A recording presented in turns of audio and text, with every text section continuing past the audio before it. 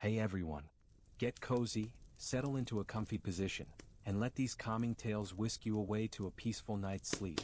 Drop a comment below on what time and from where you are watching this video and share your own late-night ritual that helps you drift off.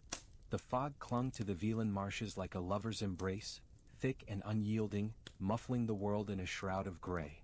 Torin of no man's land, a wiry man with a scar splitting his left eyebrow, crouched low behind a gnarled willow. His silver blade, etched with runes that pulsed faintly in the damp air, rested across his knees. The medallion at his neck, a wolf's head with bared fangs, hummed against his chest, a warning.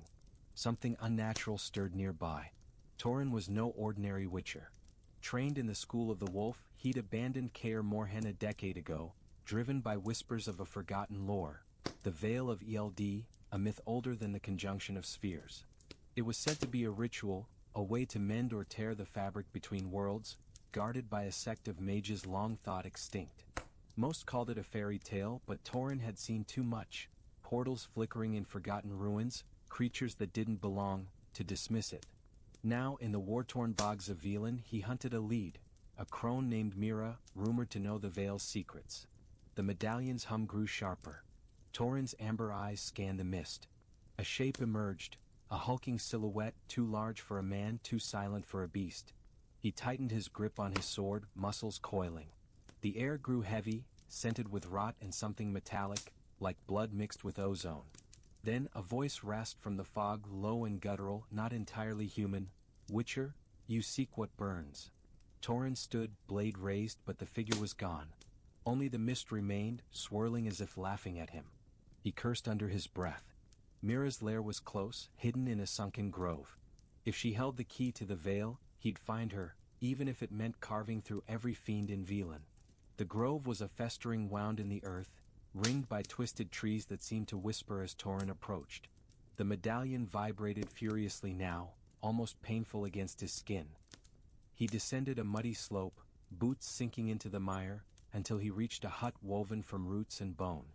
Smoke curled from a chimney that looked disturbingly like a spinal column. Inside, Mira sat hunched over a cauldron, her face a map of wrinkles and malice. Her eyes, one milky, one black as pitch, fixed on him. "Torin of no man's land," she croaked, stirring her brew with a ladle that might have been a femur. "You stink of purpose. What do you want with the veil?" Torin didn't flinch. "You know why I'm here. The ritual. Where is it?" Mira cackled, a sound like breaking glass. Bold for a mutant. "The veil's no trinket to be plucked from a corpse. It's a curse, a key, a door. You want it, you pay." "Name your price," Torin said, voice steady, though his hand hovered near his dagger. "Blood," she hissed. "Not yours. A child's. Pure, untouched by war. Bring me one, and I'll give you the first piece of the lore." Torin's jaw tightened. He'd killed monsters, men, even kings, but children? That was a line he'd never crossed. "You'll get no such thing," he growled. "Name another price." Mira's smile widened, revealing teeth like blackened thorns. "Then a life for a life. There's a girl, Elara, in a village north of here. She's marked by the veil, though she knows it not. Bring her to me, alive, or the lore stays buried." Torin's medallion burned against his chest.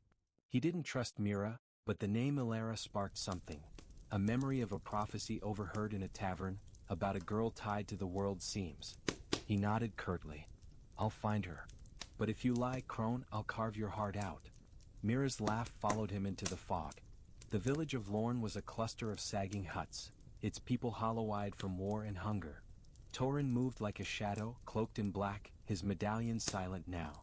He found Elara in a field, a girl of 16 with hair like spun moonlight and eyes that seemed to see too much. She was tending a wounded lamb, her hands gentle but sure, whispering words Torin couldn't hear. "You're Elara," he said, stepping into the open. She didn't startle, only looked up, her gaze piercing. "And you're a witcher," she replied, voice soft but steady. "What do you want?" Torin hesitated. Something about her unnerved him, not fear but a quiet power, like a storm held in check. "Someone sent me. Mira. She says you're special." Elara's face darkened. "That hag. She's been sniffing around my dreams, whispering things. I don't trust her." "Nor do I," Torin admitted. "But she knows something I need." Come with me and I'll keep you safe. Elara stood, brushing dirt from her hands. Safe? In Velen? You're a poor liar, Witcher. But I'll come. Not for you or Mira, but because I've seen things, visions of doors between worlds. I want answers. Torin nodded, hiding his unease. The girl was no ordinary peasant. As they set off, a scream tore through the village. Drowners, a dozen of them, burst from the river, their claws glinting. Torin drew his sword, runes flaring, and stepped in front of Elara. Stay behind me. She didn't. A pulse of light erupted from her hands, hurling the drowners back. Torin stared, blade frozen mid-swing. What are you? Elara's eyes glowed faintly. I don't know. But I'm not your pawn. The journey back to Mira's lair was a gauntlet of mud and menace. Torin kept Elara close, his senses sharp, but the girl's power unsettled him. She'd said little about her visions, only that they showed worlds bleeding into each other, skies of fire, seas of glass. The medallion's hum returned, faint but persistent, as if the marsh itself were alive with magic. They camped at dusk in a ruined watchtower, the air thick with the scent of decay. Torin built a fire, its light barely piercing the fog. Elara sat across from him, her face half-shadowed. You're not like the stories, she said. Witchers are supposed to be heartless. Stories lie, Torin replied, sharpening his blade. But they're not all wrong. I've done things that'd make your skin crawl. Then why chase this veil? What's it to you? Torin paused, the whetstone still in his hand. The conjunction broke the world. Monsters, magic, chaos. It's all because the spheres collided. If the veil can fix that, maybe I can stop the breaking. Or at least understand it. Elara's eyes softened, but before she could speak, the medallion screamed in his mind. Torin leapt to his feet, sword drawn as arrows rained from the fog. Bandits, 24, their faces painted with ash, emerged, led by a man with a steel mask shaped like a skull. Give us the girl, Witcher, the leader growled. She's worth more than your life. Torin's lips curled into a snarl. Try taking her. The fight was brutal, a dance of steel and blood. Torin's blade sang, severing limbs and throats, while Elara's magic flared, burning attackers to ash. But the leader was no ordinary thug. He moved like a witcher, parrying Torin's strikes with a blade that glowed faintly green. As Torin drove him back, the man laughed. You don't know what she is, do you? The veil's not a ritual, it's her. Torin faltered, just for a moment, and an arrow grazed his shoulder. Elara screamed, and a blast of light blinded the battlefield. When Torin's vision cleared, the bandits were gone, their leader's mask lying cracked in the mud. Elara was shaking, her hands glowing faintly. What did he mean? She whispered. Torin had no answer, but the medallion's hum told him one thing. The truth was closer and far more dangerous than he'd thought. Torin knelt by the cracked mask, its steel glinting in the firelight. The runes etched along its edges were unfamiliar, sharp and jagged, unlike any Witcher school's sigils. He pocketed it, his mind racing. The bandit leader's words, the veil's not a ritual, it's her, clung to him like damp rot. Elara sat by the fire, her face pale, her hands still trembling from the surge of power she'd unleashed. The air around her seemed to shimmer, as if reality itself bent in her presence. We need to move, Torin said, his voice low. Whoever they were, they'll come back. Elara didn't look up. You heard him. He said I'm the veil. What does that mean? Torin's medallion pulsed, a steady thrum against his chest. He wanted to lie, to tell her it was nonsense, but her eyes, those storm-gray eyes, demanded truth. I don't know, he admitted. But Mira does. We're going back to her. Now. They trekked through the night, the marshes fog thicker than ever, muffling their steps. Torin's senses were razor-sharp, catching every snap of a twig, every ripple in the stagnant pools. Elara was silent, her gaze distant, as if listening to voices only she could hear. He didn't press her. Whatever she was, sorceress, conduit, or something older, her power was raw, untrained, and dangerous. He'd seen what happened to mages who lost control. Entire villages reduced to ash. He wouldn't let that happen to her. Dawn broke as they reached Mira's grove, the crone's hut looming like a tumor in the earth. Torin pushed open the door, blade half-drawn. Mira sat unchanged, stirring her cauldron, her mismatched eyes glinting with amusement. Back so soon, Witcher? And with the girl. Good. Enough games, Torin snapped. The bandits? Who were they? What is she? Mira's smile was a crescent of malice. Elara, dear, did you tell him your dreams? The doors, the world's bleeding? Elara stiffened. How do you know about that? I know many things, Mira said, her voice a hiss. You're no ordinary girl child. Your blood carries the elder spark, a fragment of the conjunction's heart. The veil isn't a spell, it's you. Your existence holds the worlds apart, or tears them open. Torin's grip tightened on his sword. Speak plainly, crone, or I'll make you. Mira laughed, unbothered. The Veil of Eld was never a ritual. It's a person born once every 1,000 years. Elara's blood can close the rifts, or widen them. Those bandits? They serve the Order of the Broken Sky, zealots who want to shatter the spheres and remake the world in chaos. They'll kill her to do it. Elara's voice was barely a whisper. Why me? Because you were born under a blood moon, Mira said. Because the stars wept when you drew breath. You're a key girl. And keys get fought over. Torin's mind spun. The Order of the Broken Sky, he'd heard whispers of them, a cult older than Nilfgaard, obsessed with apocalyptic prophecies. If Elara was truly the Veil, she was a weapon, a target, a god. And he dragged her straight to Mira, who clearly had her own plans. Then why do you want her? Torin demanded. Mira's eyes gleamed. I don't want her dead, Witcher. I want her power. Give her to me and I'll teach her to control it. Refuse and the Order will find her. They're already close. Torin glanced at Elara, her face a mask of fear and resolve. He didn't trust Mira, but the Order was a real threat. He'd seen their work, villages burned, runes carved into corpses. We're leaving, he said. Elara, come on. Mira's laugh followed them. Run, Witcher. But you can't outrun fate. The marshes seemed to close in around them as they fled, the air thick with the stench of decay and the hum of Torin's medallion. Elara kept pace, her breath ragged but her steps sure. I didn't ask for this, she said, breaking the silence. I just wanted to live quietly to help my village. No one asks for their fate, Torin replied, scanning the fog. But it finds you anyway. They moved north toward the Ponta River, where Torin hoped to lose any pursuers in the trade towns. But the marsh had other plans.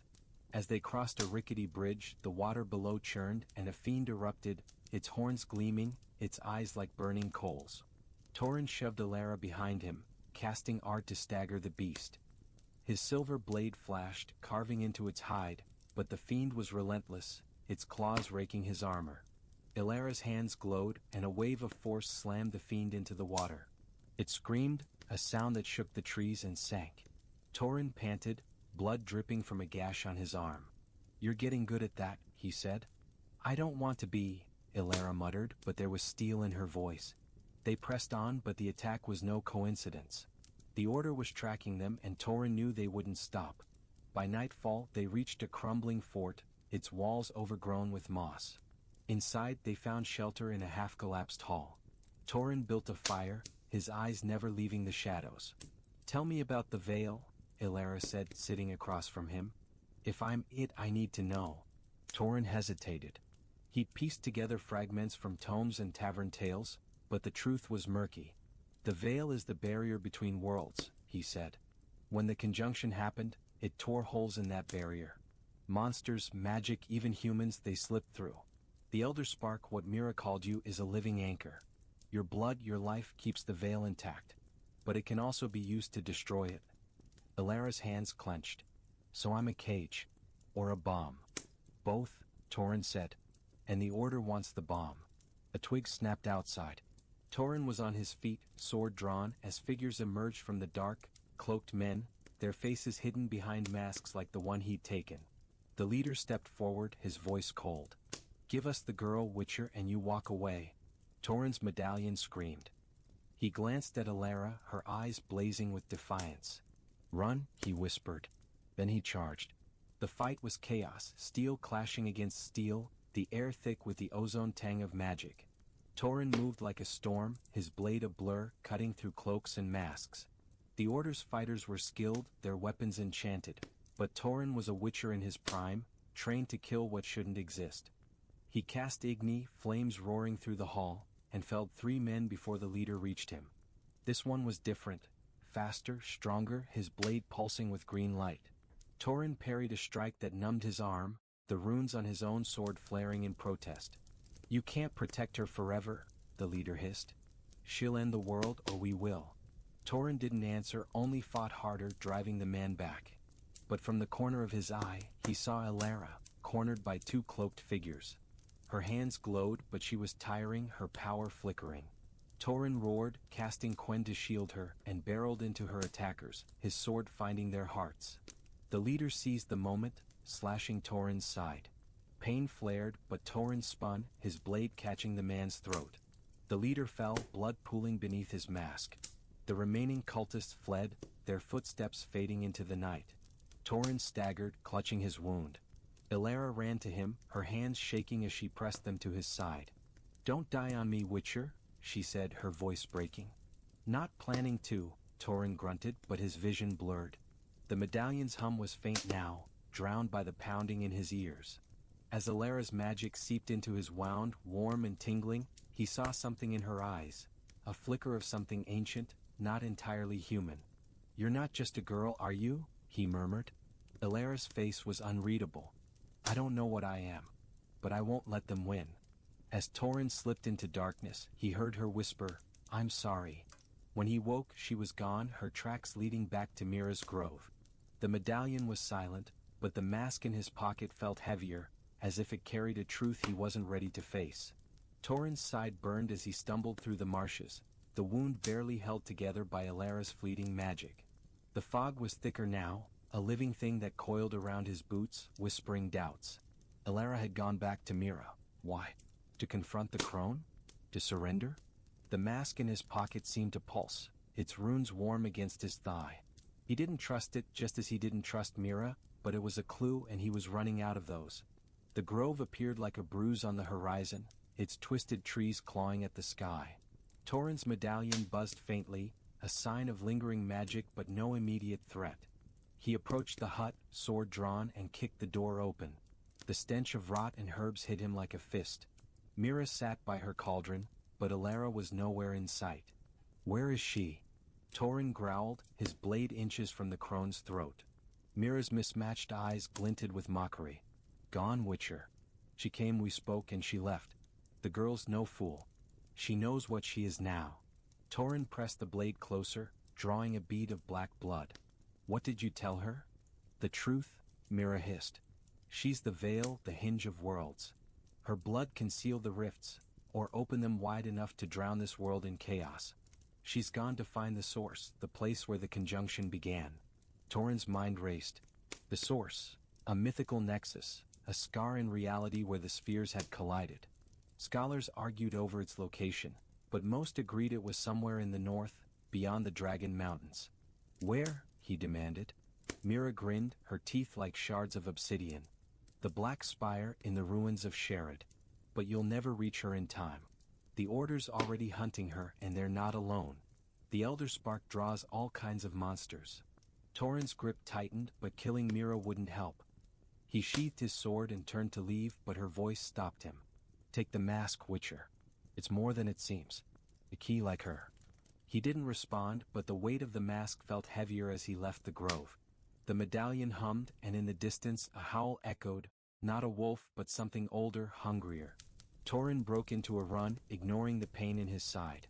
Elara was out there, alone, and the world was closing in. The journey to the Dragon Mountains was a gauntlet of peril. Velen's marshes gave way to rocky hills, then dense forests where the trees seemed to watch.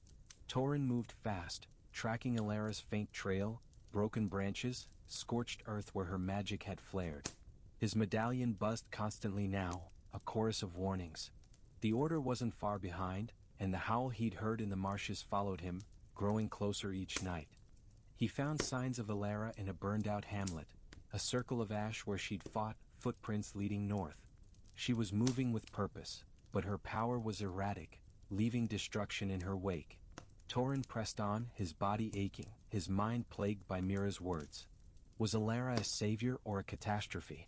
The mask in his pocket offered no answers, but its runes glowed faintly when he touched it, as if alive. At dusk, he reached a riverbank where the water ran black, its surface rippling with unnatural light. Elara stood on the opposite shore, her hair glowing in the twilight. She saw him and froze, her hands raised as if to cast a spell. Elara. Torin called, wading into the shallows. Don't run. I'm not your enemy. Her eyes were wild, rimmed with exhaustion. You don't understand, Torin. I can't stop it. The visions, they're worse. I see worlds dying and I'm the cause. You're not, he said, reaching the shore. Mira's playing you. The order to. Let me help. She laughed, a bitter sound. Help? You're a witcher. You kill things like me. Before he could respond, the howl split the air, closer now. A creature burst from the trees, a less hen, its antlers wreathed in shadow, its body woven from roots and bone. Torin shoved Elara behind him, casting Igni to drive it back. The less hen roared, summoning roots that lashed like whips.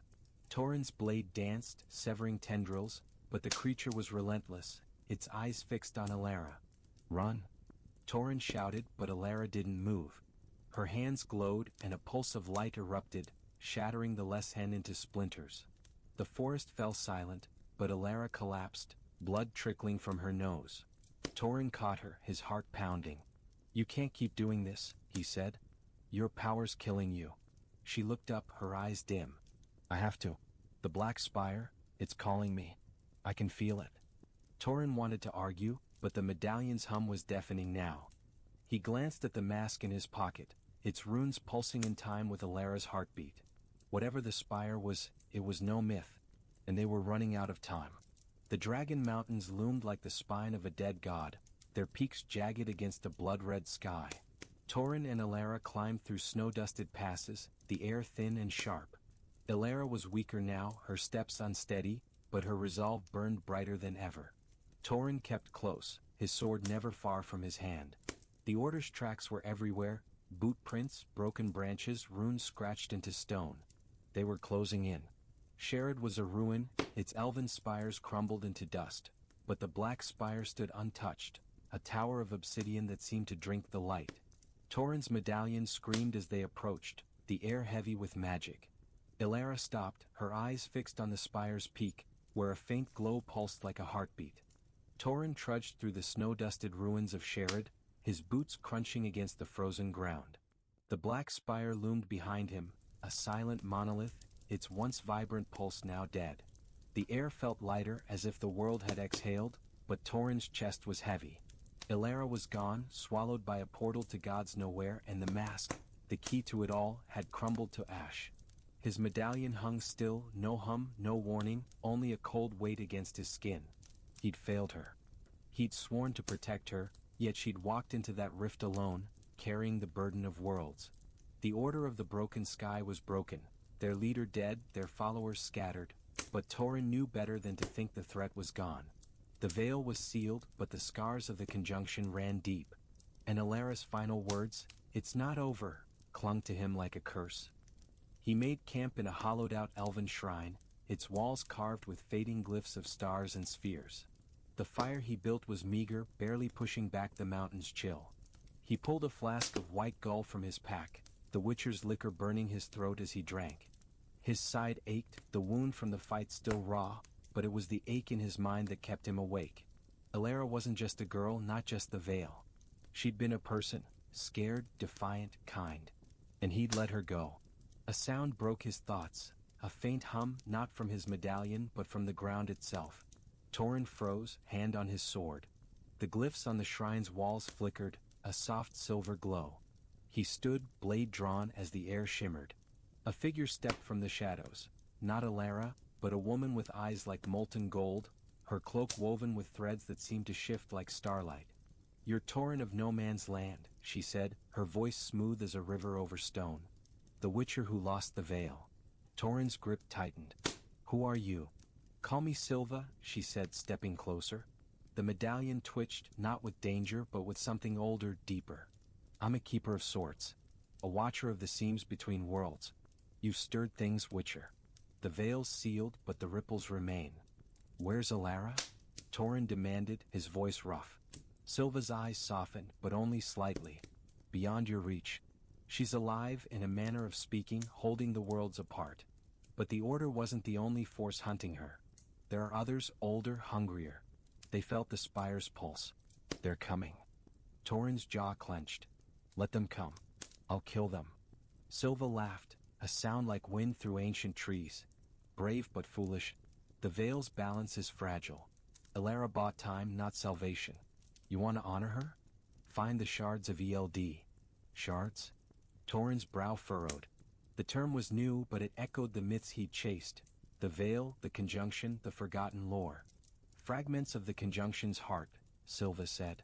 Scattered when the spheres collided. Each holds a piece of the Veil's power. The Order sought them, but they never found the first. You might. Why me? Torin asked, suspicion lacing his voice. Because you're stubborn, Silva said, a faint smile on her lips. And because you cared for her. That's rare for a witcher. She tossed him a small object, a stone, smooth and black, etched with a single rune. It pulsed faintly like the mask had. Start in Temeria, she said. A village called White Orchard. There's a shrine there hidden beneath an oak. The first shard's close. Before Torin could ask more, Silva vanished, the air rippling where she'd stood. The medallion hummed once, then fell silent. Torin stared at the stone, its rune glowing faintly. He didn't trust Silva, but he trusted the weight of purpose. Elara was gone, but her fight wasn't. He packed his gear and set out, the spire fading into the snow behind him. The journey to Temeria was a slog through mud and memory. Torin traveled alone, his horse, a sturdy bay named Dusk, carrying him through forests and over rivers swollen with spring melt. The stone Silva gave him sat heavy in his pocket, its rune pulsing faintly when he touched it. His medallion stayed quiet, but the world felt different, as if the air itself were watching. White Orchard was a speck of a village, its fields blooming with apple trees, its people wary of strangers. Torin kept his hood up, his scars and amber eyes hidden. The locals whispered of a witcher in their midst, but none approached. He found the oak Silva described at the village's edge, its roots gnarled, its trunk wide enough to hide a door. The medallion hummed as he knelt, brushing away dirt to reveal a stone slab etched with elven runes. He pried it open, revealing a tunnel that smelled of earth and old magic. Inside, a shrine waited, its altar glowing with a faint blue light. A shard, black as the spire, pulsing like a heartbeat, sat at its center. Torin reached for it, but the air crackled and a specter appeared, an elven warrior, her armor shimmering, her eyes hollow. You seek the shard, she said, her voice echoing in his skull. Prove your worth.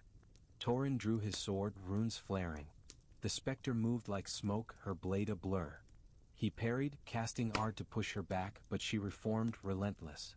Her strikes were precise, testing not just his skill but his will. Torin fought with everything he had, his wounds screaming, his breath ragged. Finally he landed a blow, his silver blade passing through her form. She dissolved, her voice lingering, take it, but know its cost. The shard was warm in his hand, heavier than it looked. The medallion roared and the shrine trembled. Outside, screams erupted from the village. Torin ran, shard in hand, to find White Orchard under attack. Not by the Order, but by creatures of shadow, their forms flickering like broken mirrors. His medallion burned, and he knew, the shard had awakened something. He fought through the chaos, his blade carving through shadow beasts, their screams like shattering glass. The villagers fled, but one, a boy no older than 10, stood frozen, staring at Torin.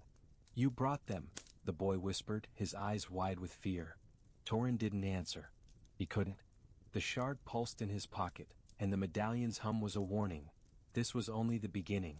As the last beast fell, he saw a figure watching from the trees, cloaked, masked, not the Order but something new.